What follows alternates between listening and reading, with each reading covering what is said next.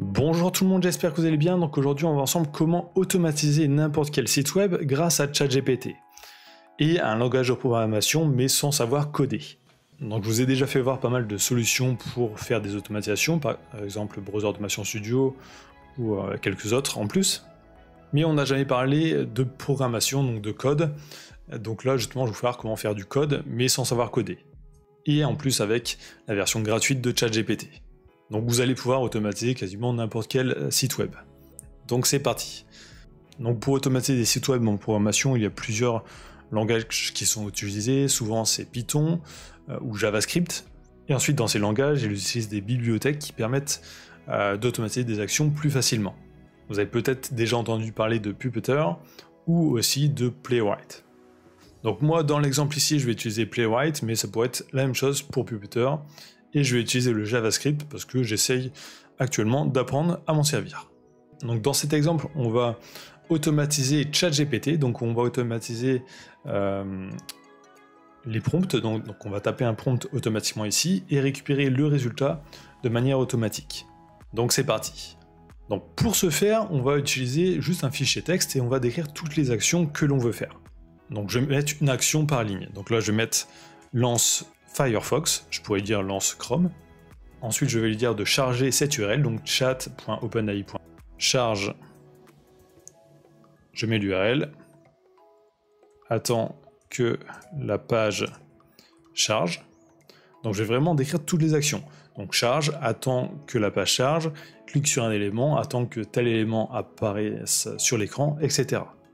Donc là, la prochaine étape, après avoir attendu que la page charge, c'est taper du texte ici. Donc je vais venir ici, je vais faire clic droit, je vais faire inspecter, et je vais lui donner l'élément qui m'intéresse. Donc là, je vais cliquer ici sur ça, modifier comme HTML, et tout copier. Je pourrais lui donner vraiment un sélecteur précis, mais là, pour tester, on va lui donner tout le code HTML. Donc je vais lui dire,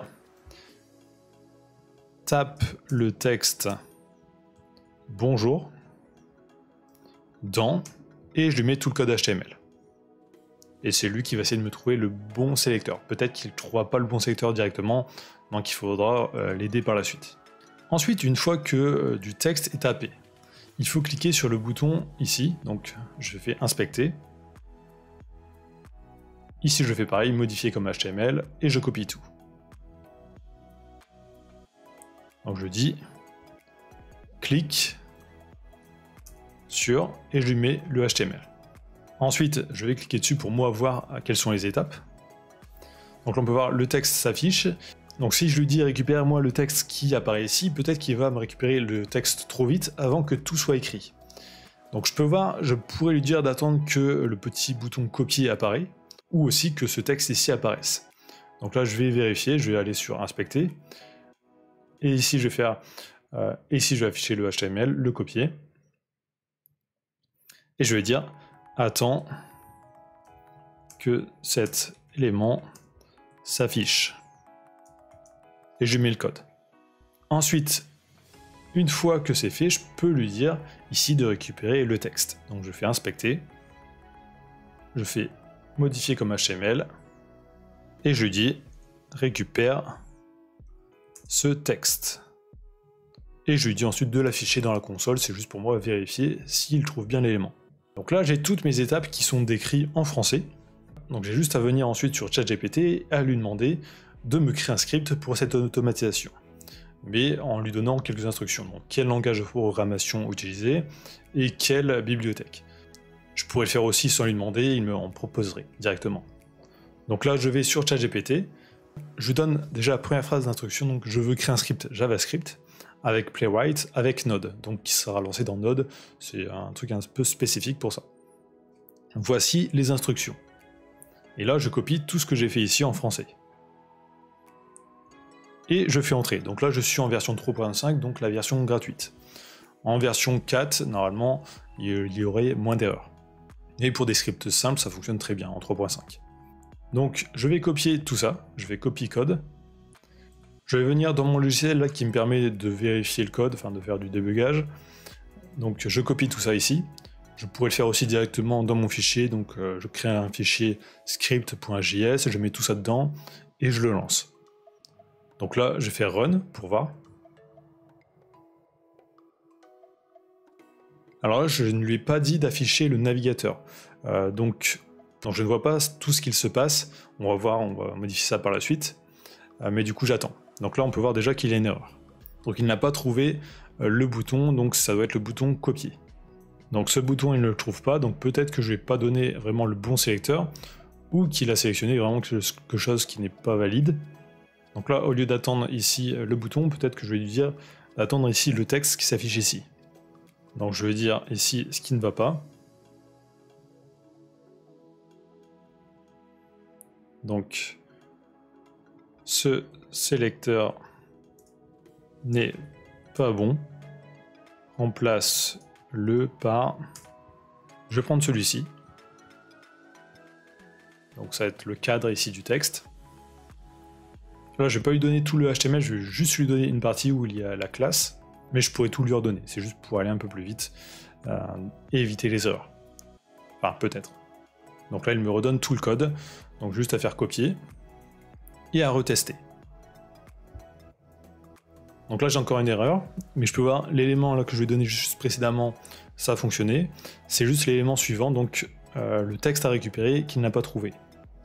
Donc je vais dire le sélecteur, et je le mets ici, n'est pas bon, remplace par, et je vais trouver une alternative. Ou je pourrais lui dire de trouver une alternative par lui-même. Donc là, je fais inspecter. Alors, je vais faire copier le sélecteur CSS pour voir, et je vais lui donner. Et aussi, ce que je vais dire là, c'est d'afficher le navigateur, comme ça on verra vraiment qu'est-ce qu'il se passe. Donc affiche le navigateur. Donc je copie et je remets. Alors j'avais fait un test avant, ça avait marché directement, mais quelquefois il peut avoir du mal à trouver les sélecteurs, donc il faut lui donner les bons. Donc ça, je fais run. Donc là, normalement, je devrais avoir le navigateur qui s'affiche. Donc là, oui, il se lance. Donc il charge ChatGPT. Il tape bien le texte. Là, il doit attendre normalement le cadre du texte, et c'est bon. Donc, bonjour, comment puis-je vous aider aujourd'hui? Donc il l'a récupéré. Donc comment on pourrait lui dire de s'améliorer encore? On pourrait lui donner par exemple un fichier texte, avec sur chaque ligne un prompt, et lui dire de taper tous ces prompts un par un dans ChatGPT et de récupérer les réponses et de les sauvegarder quelque part. Donc c'est ce qu'on va faire pour l'exemple. Donc on pourrait repartir du code qui est déjà généré ici, ou on peut repartir de zéro aussi. Donc moi je vais repartir de zéro, mais en lui donnant vraiment directement les bons sélecteurs. Donc ici je vais redonner les bons sélecteurs directement, enfin je vais modifier mon fichier texte, comme ça j'aurai pas d'erreur. Donc j'ai ajouté quelques instructions. Donc je lui dis lance Firefox, lire le fichier list.txt dans le même dossier, c'est une liste. Ensuite, je vais dire pour chaque élément de la liste, faire ces actions. Et là, ça va faire toutes ces actions.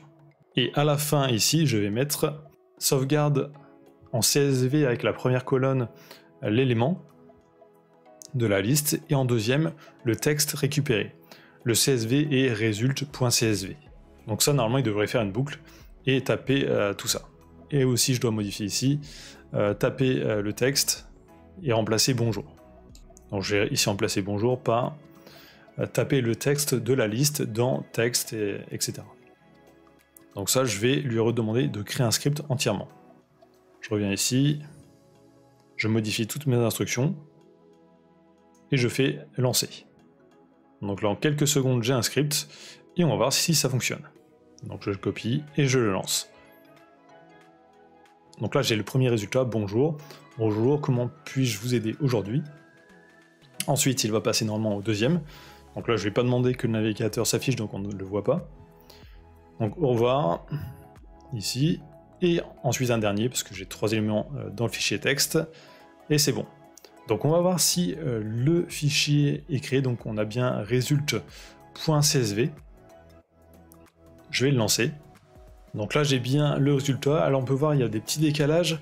Donc là entre bonjour et ici le texte.